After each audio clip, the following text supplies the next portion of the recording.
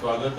सुट्टीच्या दिवशी देखील आपण या ठिकाणी उपस्थित झालात. अतिशय गंभीर विषयावरती मी आज आपल्याला संबोधित करणार आहे. एकंदरच विधिमंडळाच्या अधिवेशनानंतर जाणीवपूर्वक ज्या पद्धतीचे आरोप भारतीय जनता पक्ष करते त्यामागे प्रचंड मोठं षडयंत्र भाजपचं आहे.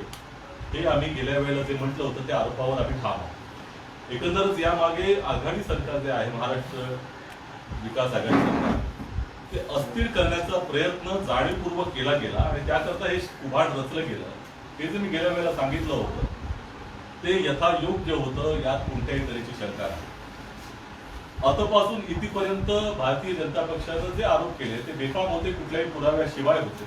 आणि त्यांनी या प्रकरणाशी महाराष्ट्र विकास आघाडी सरकारला जोडण्याचा सातत्यानं जो प्रयत्न केला त्यामध्ये खऱ्या अर्थानं पाहायचं झालं तर वेळोवेळी ते तोंडघशी पडलेले आहेत आणि सगळे जवळपास जे केलेले आरोप आहेत ते खोटे ठरलेले आहेत आणि त्यांना या संदर्भामध्ये सरकारशी कोणताही संबंध जोडता आलेला नाही ही वस्तुस्थिती आहे. आता विधिमंडळाच्या अधिवेशनापासूनचे आरोप देवेंद्र फडणवीस साहेब आणि भारतीय जनता पक्षाचे नेते करतायत त्यामधनं एक तुम्हाला दिसून येईल की सातत्यानं ते गोलपोस्ट चेंज करतात. वेळोवेळी वेगवेगळे आरोप करायचे. यामागचा उद्देश काय असणार? खऱ्या अर्थानं पाहायचं झालं तर 3 आरोप त्यांनी जे प्रामुख्याने केले. पहिला जो प्रमुख मुद्दा जो आहे त्याच्याकडनं लक्ष विचलित होऊ देता कामा नये आणि तो म्हणजे अँटेलियाचं स्फोटक प्रकरण आणि मनसुख हिरेन यांची झालेली त्या ठिकाणी हत्या, त्यांचा जो झालेला मृत्यू. दुसरा जो त्या ठिकाणी त्यांनी आरोप जो केला होता त्यामध्ये त्यांनी असं म्हटलं होतं की परमवीर सिंग यांचं जे पत्र आहे त्यांनी मुख्यमंत्र्यांनी लिहिलेलं त्याच्या आधारे त्यांनी गृहमंत्र्यांवर आरोप केले. तिसरा जो मुद्दा आला नंतर अचानकपणे तो आला रश्मी शुक्ला यांचा अहवालाच्या संदर्भामध्ये. त्यांनी जे अनधिकृतपणे फोन टॅपिंग केलं आणि त्याचा जो अहवाल ऑगस्ट महिन्यामध्ये दिलेला आहे, ऑगस्ट 2020, त्या अहवालाच्या आधारे त्यांनी आरोप केले. आता हे वेगवेगळे आरोप तुम्ही जर पाहिलं तर त्यांचा एकमेकाशी कोणताही संबंध नाही. या प्रकरणाचा एकमेकांशी संबंध नाही. काल परत्वे देखील ते वेगवेगळ्या काळात झालेल्या गोष्टी आहेत. असं असताना अशा तऱ्हेचे आरोप का केले गेले? यामध्ये परमवीर सिंगांची चौकशी होऊ नये या उद्देशानं मूळ मुद्दा दुर्लक्षित राहावा याकरता त्याचा केला होता का? परमवीर सिंगांकरता कव्हरिंग फायर जे मिलिटरीमध्ये जी टर्म आहे ती कव्हरिंग फायर देण्याचा प्रयत्न झाला होता का? खऱ्या अर्थाने या सगळ्या गोष्टीचा उलगडा निश्चितपणे या पुढच्या कालावधीमध्ये होईल आणि भारतीय जनता पक्षाची हीच योजना होती का? त्यांनी हीच व्यूहरचना केली नंतर याचंही उत्तर निश्चितपणे मिळालं पाहिजे. आता तुम्ही रश्मी शुक्लाचं कालचं ते प्रकरण तुम्ही पाहिलं. रश्मी शुक्ला यांनी ऑगस्ट महिन्यामध्ये म्हणजे खऱ्या अर्थानं ऑगस्ट 2007 महिने जवळपास होऊन गेले त्यावेळेला अनधिकृतपणे फोन टॅपिंग केलं.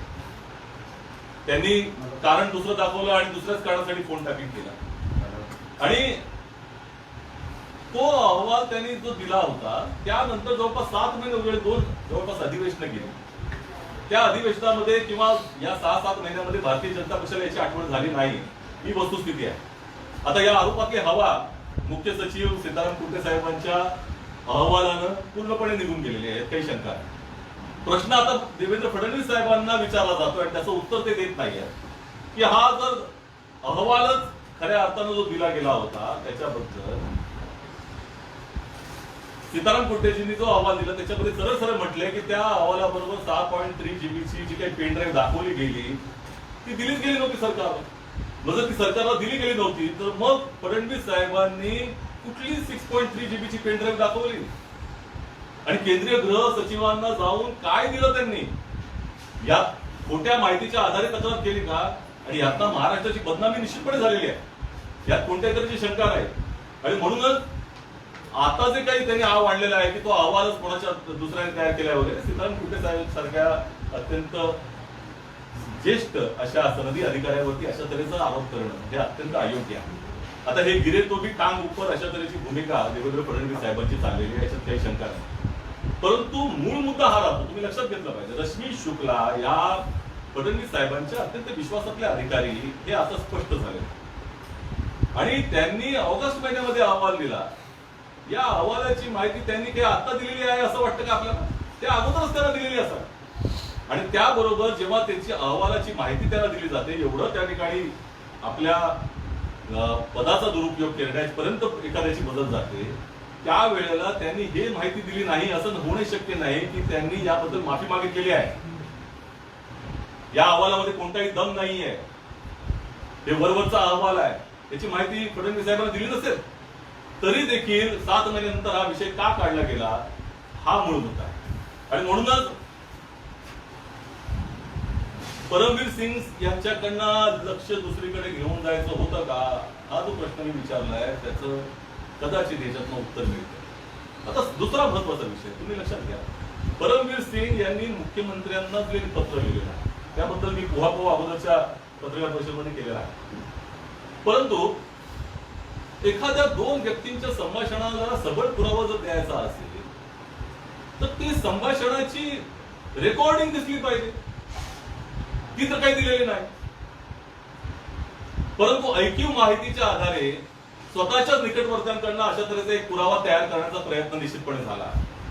आणि मग यावरती भारतीय जनता पक्षाकडनं लगेचच बोंबाबोंब सुरू करण्यात आली. आपल्याला माहित असेल, अर्णव गोस्वामी प्रकरणामध्ये परमवीर सिंग यांना बडतर्फ करावं पंतप्रधानांनी आपल्या अधिकारामध्ये कलम 311चा वापर करून अशा तऱ्हेची मागणी भारतीय जनता पक्षाने केली होती.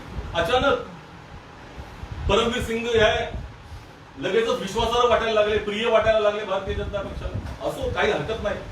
प्रश्न हा आहे की यावरती न्यायिक चौकशी आता नेमलेलं आहे, सत्य ते येईलच. परंतु परमवीर सिंगांच्या पत्रामध्ये बऱ्याच गोष्टी ज्या दडलेल्या आहेत त्याच्याकडे आपलं लक्ष मला भेटायचं आहे, आपल्या माध्यमातून जनतेचं लक्ष भेटायचं. तुम्ही लक्षात घेतलं पाहिजे की परमवीर सिंग आणि देवेंद्र फडणवीस आहेत असं म्हणतात की फेब्रुवारी महिन्याच्या अखेरीस सचिन वाझे गृहमंत्र्यांना भेटले. प्रश्न हा महत्वाचा नाही, फेब्रुवारी महिन्याच्या अखेरीस. प्रश्न असा आहे की 25 तारखेला अँटिलियाची घटना झाली, त्या अगोदर ती व्हेइकल तिथं प्लांट करण्यात आली. या कालावधीमध्ये सचिन वाझे कोणाकोणाला भेटत होता, या प्रश्नाच्या उत्तरात सगळं दडलेलं आहे की या अगोदर कोणाकोणाला भेटत होता. मग त्या पत्राचा अभ्यास केला तर आपल्याला त्या पत्रामध्ये निश्चितपणे काही आपल्याला थोडासा तर्क निघतो आणि तो तर्क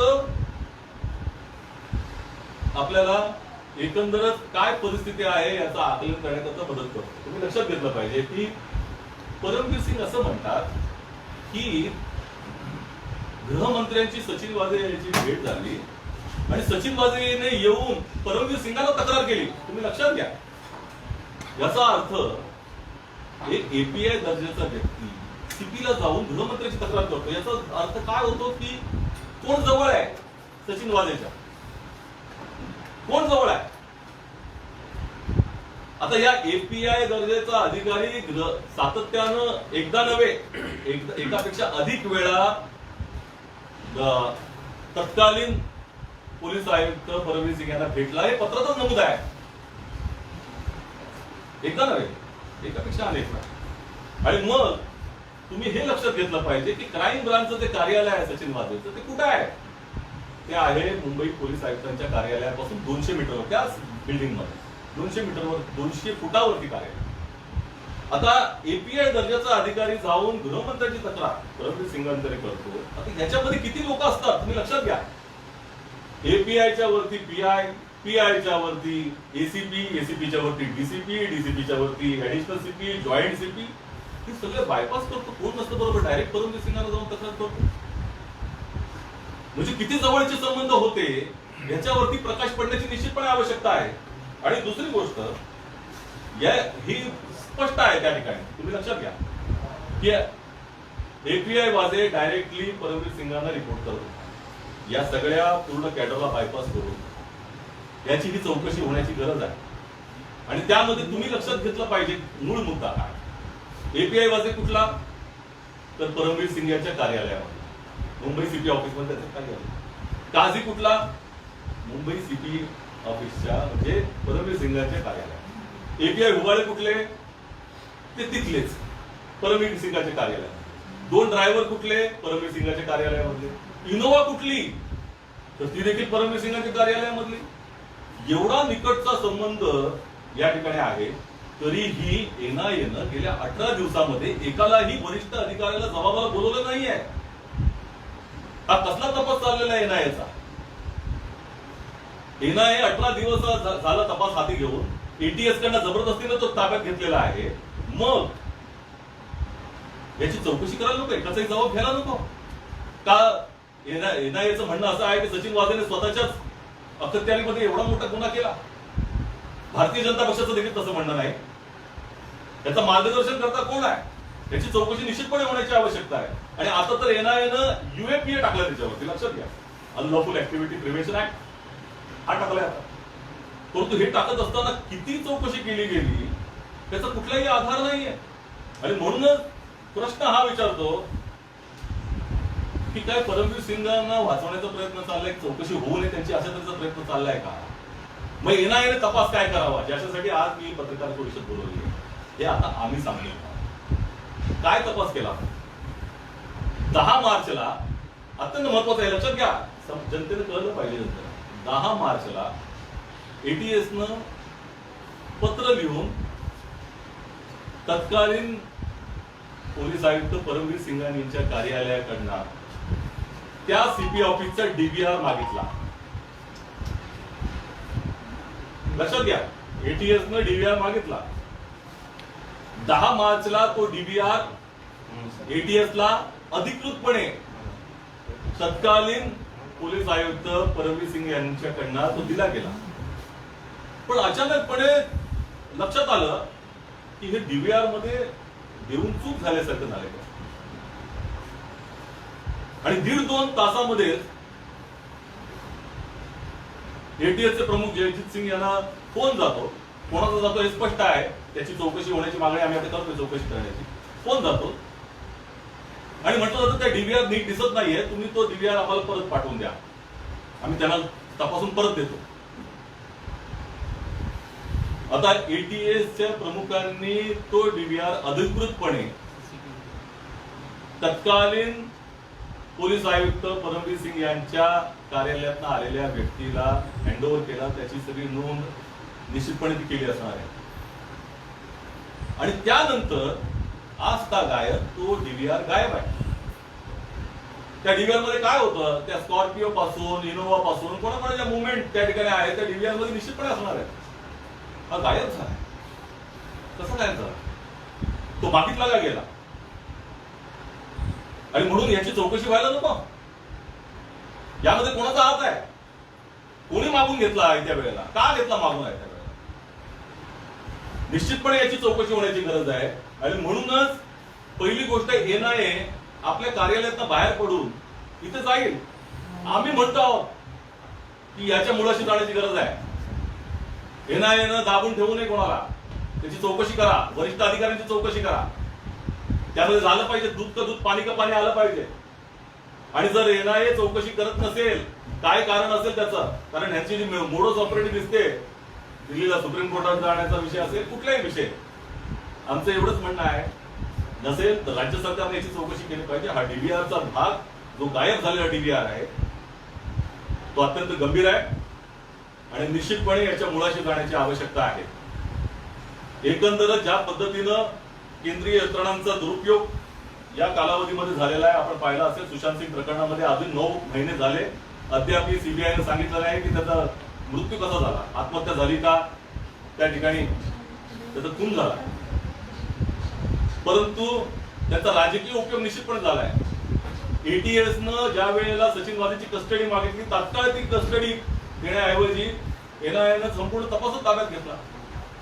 म्हणूनच याच्या मुळाशी आम्ही जाण्याची मागणी करत आहोत. आणि निश्चितपणे हे जर स्पष्ट केलं तर ज्यांचे खरे हात त्याच्यामध्ये गुंतलेले आहेत तिथे पोहोचलं जाईल. हे कव्हरिंग फायर थांबवलं जाईल आणि निश्चितपणे सरकार यातना उजळ चारित्र्यानं बाहेर पडेल. बाकी आपल्याला आता हिंदीमध्ये या संदर्भामध्ये मराठीमध्ये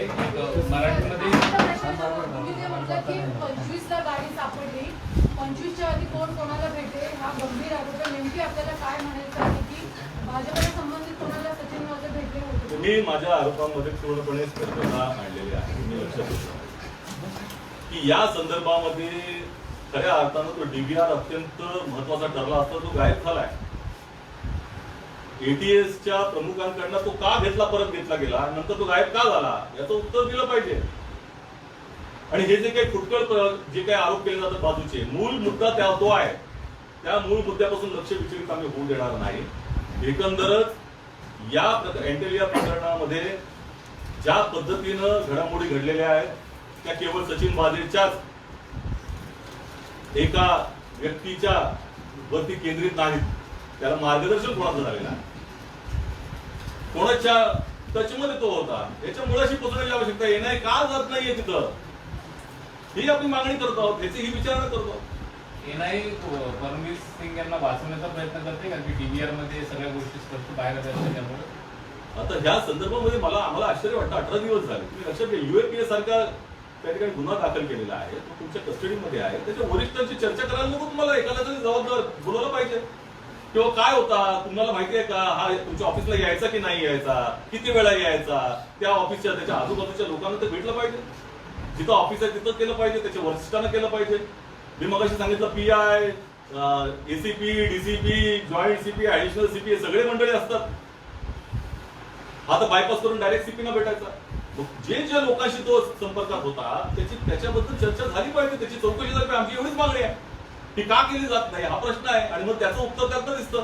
सर, UAPA सारखा गंभीर आरोप करूनही राष्ट्रीय एजन्सी NIA याच्या संदर्भात फार सखोलपणे विचार करण्यास अपयशी ठरते असं वाटतं.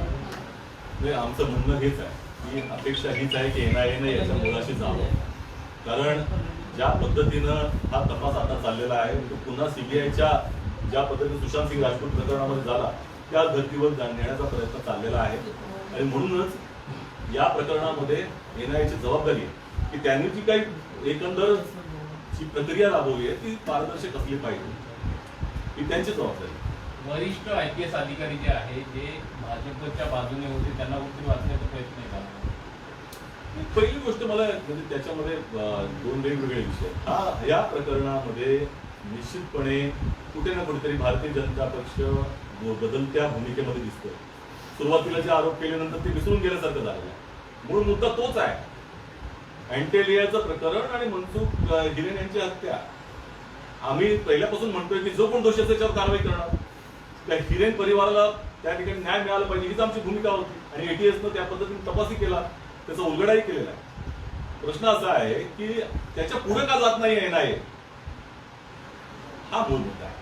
फडणवीस आणि माजी मुख्यमंत्री देवेंद्र फडणवीस यांची दिल्लीमध्ये भेट झाली त्याचा अनेक वेळा महाविकास आघाडीच्या नेत्यांनी आरोप केले. याबद्दल मी काही जी मला माहिती आहे त्याबद्दल मी बोलतो. जे काही महाविकास आघाडी ज्यांनी म्हटलेलं त्यांनी दिल्लीमध्ये परमवीर सिंग गेल्याचं काही चर्चा सुद्धा आहे आणि त्यानंतर अशा पद्धतीनं लेटर बॉम्ब टाकलेला. पहिली गोष्ट तर मी अपेक्षा व्यक्त करतो की केंद्रीय यंत्रणा अत्यंत पारदर्शक होती. ते लोकशाहीसाठी फार आवश्यक आहे. त्यांचा राजकीय उपयोग होता कामा.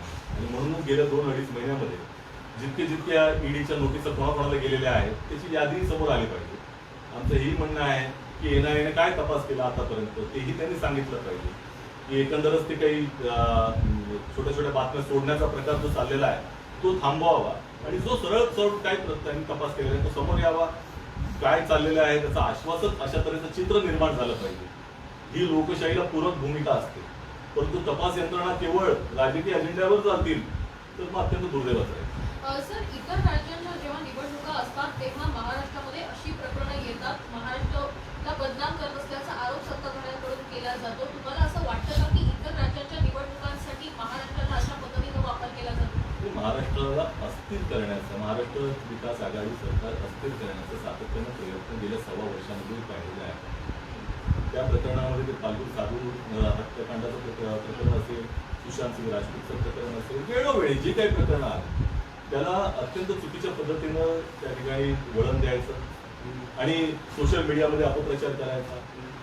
काही निवडक त्यांच्या अखत्यारीतल्या जे काही माध्यमं आहेत त्यांचा दुरुपयोग करायचा आणि खोटे नाटे अत्यंत बेफाम आरोप करायचे.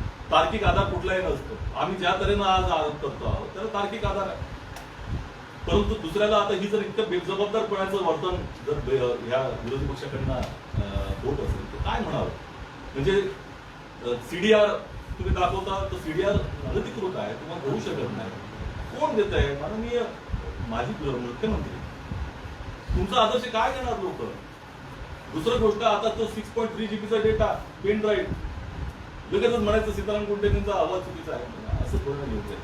प्रश्न असा आहे की तुम्ही आरोप केला पाहिजे. तुमचा या सरकारवरती किंवा लोकशाहीमध्ये विरोधी पक्षाची अत्यंत प्रमुख भूमिका असते आणि ते त्याच्या सरकारवरती लक्ष ठेवणं बारकाईने, सरकारवरती त्या ठिकाणी नियंत्रण ठेवणं हे त्यांची जबाबदारी आहे. परंतु अशा पद्धतीनं बेफाम आरोप करणं हे योग्य आहे. इतर राज्यांच्या निवडणुकांमध्येच अशा पद्धतीचे आरोप मोठ्या प्रमाणात होताना बघायला मिळतात. आता पश्चिम बंगालची निवडणूक आहे, आसामची निवडणूक, याच्या आधी बिहार निवडणुकीच्या वेळेस सुशांत सिंगचं प्रकरण जे आहे ते आलेलं बघायला मिळालं. नाही, ही तर त्याची व्यूहरचना आहेच, परंतु त्याच्याही पलीकडे जाऊन यांच्या मनामध्ये हे सरकार अस्थिर करण्याचा डाव. सातत्यानं राष्ट्रपती राजवटीच्या बाबतीमध्ये ज्या काही चर्चा केल्या जातात ते अत्यंत दुर्दैवाचं आहे. एक तर प्रतिमा बलीम करायची, बदनामी करायची सरकारची आणि अस्थिर करण्याचा प्रयत्न करायचा. त्यामुळे हा सगळा डाव आम्ही सगळेजण ओळखून आहोत आणि निश्चितपणे जे काही सत्य आहे ते लोकांसमोर गेलं पाहिजे. बदल्यांच्या रॅकेटमध्ये बंधन नावाचा एक काँग्रेसचा कार्यकर्ता आहे, तो सक्रिय होता 2017 साली देखील आणि आता देखील तो सक्रिय आहे. त्याला वाचवण्याचा प्रयत्न होतोय असं हे आशिष शेलार म्हणतात. आशिष शेलार म्हणजे मला पूर्वी त्याच्याबद्दल आदर होता, परंतु ज्या पद्धतीनं ते आरोप करतात त्याच्यात काही तथ्य नसतं. 2017 पासून ते 2019 पर्यंत तुमचं सरकार होतं, त्यावरती तुम्ही काय कारवाई केली हा नोंद होता. दुसरा मुद्दा असा आहे की असेच आरोप आम्ही देखील करू शकतो. जो इंगळे नावाचा व्यक्ती आहे तो कोणाचा केअरटेकर होता तुम्ही लक्षात घ्या, कोणाच्या जवळ होता याची चर्चा सगळीकडे आहे. परदेशी साहेबांच्या जवळ असलेला व्यक्ती आहे तो. मग आम्ही आरोप करायचे का 2017ला ज्या पद्धतीनं तो जो आरोप झाला होता आणि ज्या पद्धतीनं त्यांना चव्हाण जे डीसीपीने तो पकडून दिला होता त्यावेळेला जे बदलेंचं रॅकेट आलं त्यावेळेला त्याचे धागेदोरे सीएमओ पर्यंत पोहोचत होते, तर त्याच्या आम्ही आता त्या ठिकाणी आरोप करायचे का? त्यामुळे काहीही बोलायचं, काहीही त्या ठिकाणी तर्कहीन भाषा वापरायची. मला असं वाटतं की याची चौकशी निश्चितपणे होईल. जो कोण 2017चा असू दे किंवा आताही बदल्यांच्या रॅकेटमध्ये कोणी असेल निश्चितपणे त्याला कारवाई झाली पाहिजे. देवेंद्र फडणवीस यांनी देखील विधानसभेमध्ये मंत्री फिरण प्रकरणामध्ये जे पीडीआर समोर आणले होते आणि त्यांनी म्हटलं होतं की जर या संदर्भात माझी चौकशी लावायची असेल तर चौकशी लावा. अद्यापासून महाविकास आघाडीकडे कुठली पाऊल उचलले? पहिली गोष्ट, विरोधी पक्षनेते, सन्माननीय विरोधी पक्षनेत्यांची जबाबदारी काय लक्षात घ्या. दोन गोष्टी त्या यामध्ये दिसतात त्याच्यामध्ये ते अपराधांना पाठीशी घालतात. पहिली गोष्ट अशी की सीडीआर बाळगणं स्वतः हा गुन्हा आहे. दुसरीकडे तो सीडीआरची माहिती महत्वाची आहे ना तपासामध्ये, त्यांनी तपास यंत्रणा दिली पाहिजे, त्याला मदत केली पाहिजे. तिसरी गोष्ट जी अत्यंत महत्वाची, कर्नाटक हायकोर्टने निर्णय दिलेला आहे की ज्या अधिकाऱ्याने अशा तऱ्हेची तिसऱ्या व्यक्तीला सीडीआर किंवा अधिक स्वतःची आरोपीची खासगी माहिती जर दिली तर तो व्यक्ती जो अधिकारी आहे, जो इन्व्हेस्टिगेशन ऑफिसर देखील असू शकतो, त्याला दोषी धरला जाईल, तो देखील अपराधी आहे. मग तशाही अपराधाला ते पाठीशी घालतात. काय आदर्श ठेवताय तुम्ही? हा आमचा मुद्दा आहे.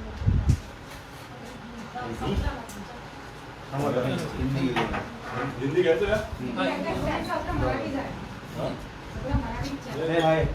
हिंदी आहे, हिंदी घेतो. माझ्या रेकॉर्डिंग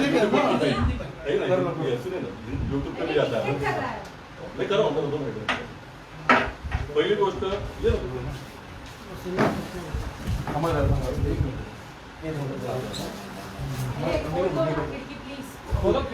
पाणी येते पाणी येते.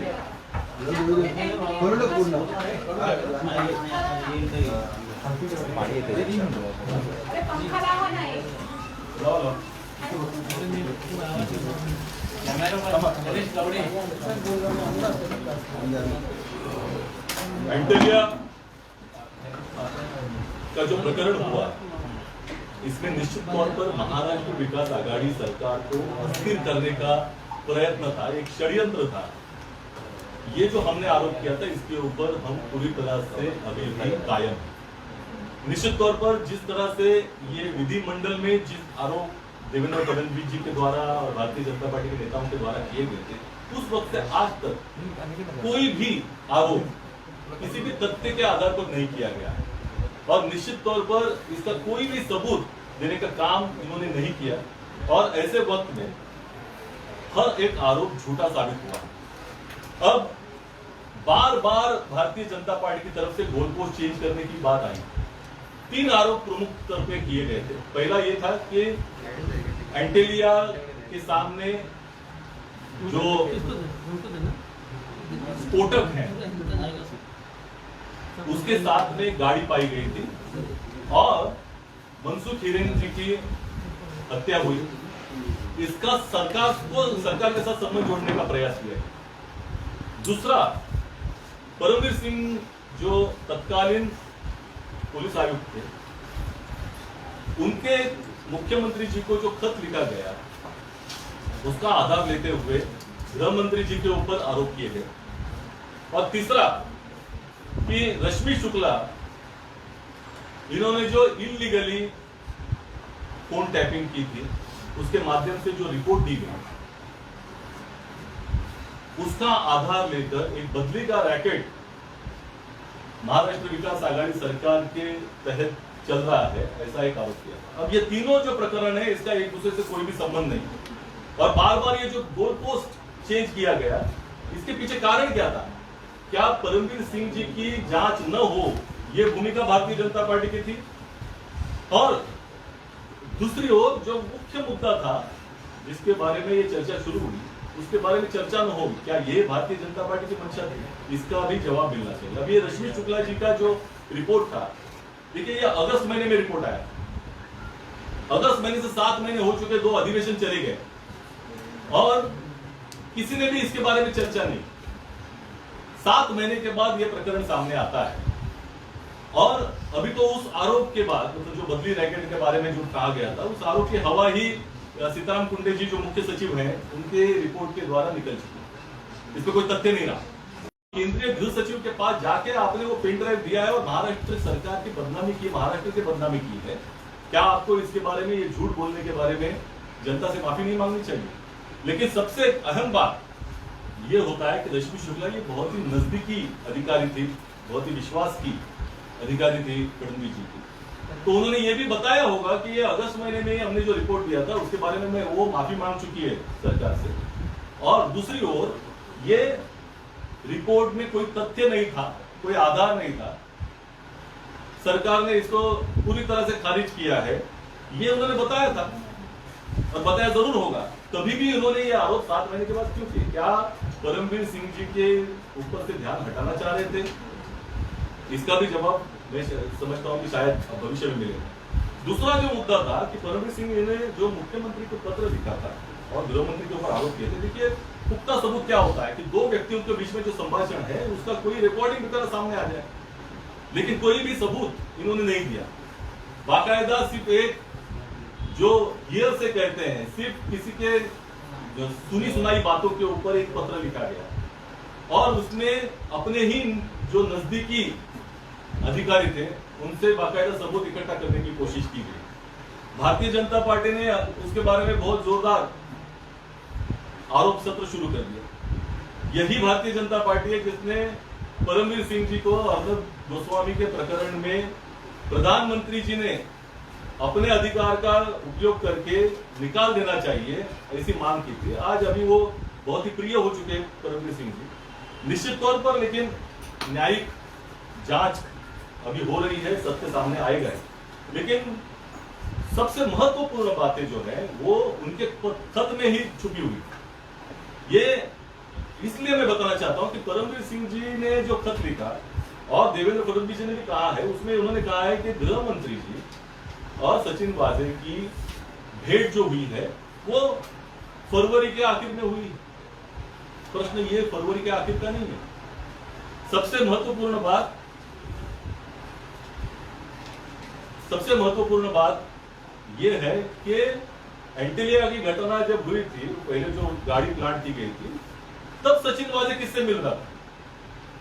तब क्या हो रहा था? किसके नजदीक था?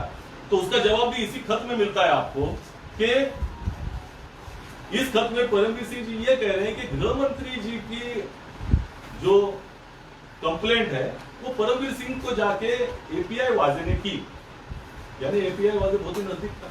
उन्होंने इस खत में यह भी लिखा है कि 1 से ज्यादा बार सचिन वाजे ये परमवीर सिंह जी को मिला। अब देखिए एक एपीआई दर्जे का अधिकारी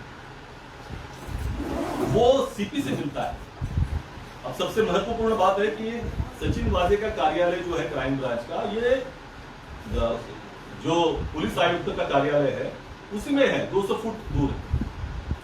दूसरी ओर एपीआई और सीपी के बीच में बहुत सारे अधिकारी आते हैं। एपीआई के बाद पीआई आता है, पीआई के बाद एसीपी आता है, डीसीपी आता है, ज्वाइंट सीपी आता है, एडिशनल सीपी आता है। इनको पार करते हुए डायरेक्ट तो सीपी को जाके बार बार कंप्लेंट करे गृह मंत्री जी, कितना नजदीकी संबंध है।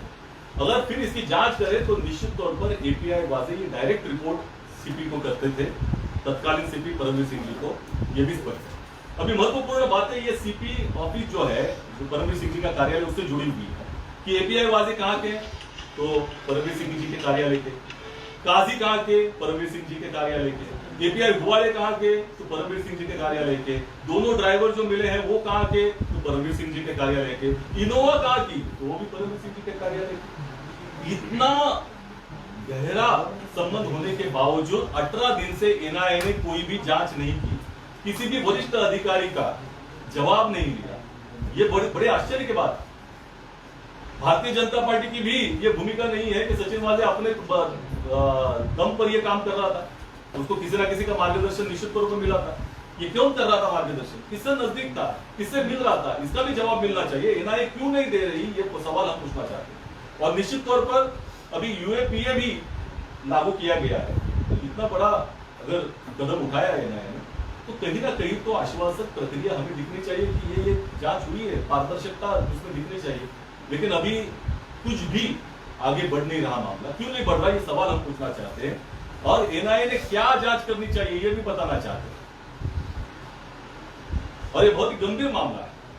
10 मार्च 2021 को जब परमवीर सिंह जी ये पुलिस आयुक्त थे, उस वक्त में बाकायदा अधिकृत तौर पर एटीएस ने सीपी ऑफिस परमवीर सिंह जी के कार्यालय का जो परिसर है उसका डीवीआर अधिकृत तौर पर मांगा था, और वो परमवीर सिंह जी का कार्यालय ने ऑफिशियली जमा किया। अचानक 2 घंटे के बाद, ये जमा करने के बाद, जिसकी पूरी प्रक्रिया हो चुकी थी, सीपी ऑफिस को क्या लगा पता नहीं। उसमें ऐसा भी पता चलता है कि बहुत ही अपने जो अधिकारियों के ऊपर क्यों दिया गया इसका जवाब पूछा गया। और उसके बाद में जो एटीएस के प्रमुख हैं जयजीत सिंह, उनको एक फोन आता है। किसका फोन आता है, निश्चित तौर पर हम जांच की मांग कर रहे हैं इसकी, लेकिन स्पष्ट है कि किसका फोन आया। तो फोन आता है और कहते हैं कि डीवीआर में थोड़ा सा प्रॉब्लम है, दिख नहीं रहा, आप थोड़ा जल्दी वापस भेजो, हम वापस भेजेंगे आपको डीवीआर। तो 2 घंटे के बाद परमवीर सिंह जी के कार्यालय से आदमी आता है, उसकी भी बाकायदा वहां रिपोर्ट दर्ज है, और वो डीवीआर लेके जाया जाता है। उस दिन से आज तक वो डीवीआर गायब। क्या था डीवीआर में? उसमें वो स्कॉर्पियो हो, मूवमेंट हो, इनोवा की मूवमेंट हो, सचिन वाजे की मूवमेंट हो, सभी तो था उसमें। तो गायब हुआ है, गायब। तो इसके पीछे कौन था, इसकी भी तो जांच होनी चाहिए। एनआईए क्यों नहीं कर रही इसकी जांच, आगे बढ़ा क्यों नहीं रही? हम तो मांग कर रहे हैं कि इसके तह तक पहुंचना चाहिए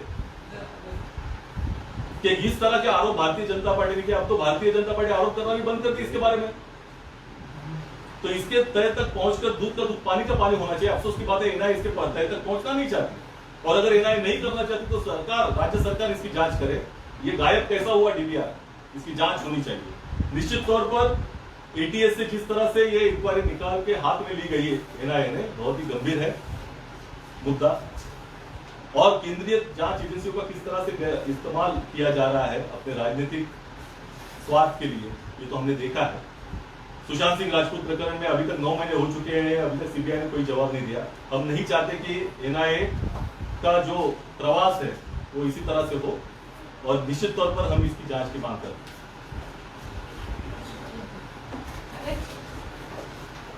एक सिर्फ जाता मी आपल्याला सांगू इच्छितो प्रदेश करता की कालच नाना पाटोळेजी आमचे आदरणीय प्रदेशाध्यक्ष भिवंडीला कार्यक्रमाला गेले होते, आणि भिवंडीच्या कार्यक्रमावरनं परत येताना त्यांना परेल येथे एका इमारतीला आग लागलेली दिसली, आणि ती आग लागलेली दिसली असं रात्रीचा वेळ होता। त्यावेळेला त्यांनी समयसूचिकता दाखवली आणि लगेचच फायर ब्रिगेड असेल, पोलिसांना त्या ठिकाणी माहिती दिली, तिथल्या आजूबाजूच्या परिसरातल्या लोकांना जागं केलं, आणि बाजूला केलं का गाड्या बाजूला करायला लावल्या आणि एकंदरच ज्या पद्धतीनं एका आदर्श लोकप्रतिनिधी कसा असतो त्याचं उत्तम उदाहरण त्या ठिकाणी दिलं. अनेक लोकांचे प्राण त्याच्यामुळे वाचले देखील गेले कारण की आग पसरली असते वेळीच आली नसता पाय दिले तर नाना पाटोलजी जोपर्यंत ती आग विझत नाही तोपर्यंत तिथे होते. त्यामुळे निश्चितपणे प्रदेशाध्यक्षांनी हे जे कृत्य केलं ते काँग्रेसच्या प्रत्येक कार्यकर्त्याला आदर्श आणि प्रेरणा देणारं आहे. निश्चितपणे काँग्रेसचं नेतृत्व कसं असलं पाहिजे, काँग्रेसच्या विचारांचं नेतृत्व कसं असलं पाहिजे त्याचा परिपाठ त्यांनी घालून दिला आहे.